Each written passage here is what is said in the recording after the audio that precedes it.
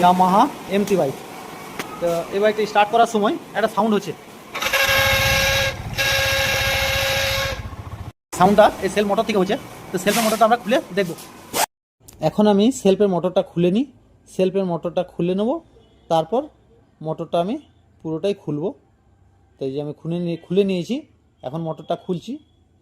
এই দেখুন দুটো নাট থাকে 5.5 নম্বরের, আর এই দেখুন এই চিহ্নটা মেনটেন করবেন, না হয়তো আপনার সেম উল্টো দিয়ে ঘুরে যাবে। এখন আমি খুলে নিয়েছি, তো এটা কী হবে না ভিতরটাতে গ্রিজ করতে হবে একটু, গ্রিজ করে দিলাম। এখন আবার আমি সেলফের মোটরটা ফিটিং করে নেবো। এখন মোটরটা ফিটিং করে নিয়েছি, দুটো বোল্ট টাইট করে নেবো। 5.5 নম্বর রেঞ্জ লাগে, এটা গুটি লাগে। তো এখন আমি সেলফের মোটরটা আবার লাগিয়ে দিচ্ছি। এখন লাগিয়ে দিয়ে আবার আমি স্টার্ট করে আপনাদেরকে দেখাবো আওয়াজটা ঠিক হলো না হলো না। আমি এমটিটার সেলফ খুলে একটু ওয়াশ করে দিয়ে গ্রিজ করলাম। এখন আমি চাবি অন করলাম, এখন স্টার্ট করব।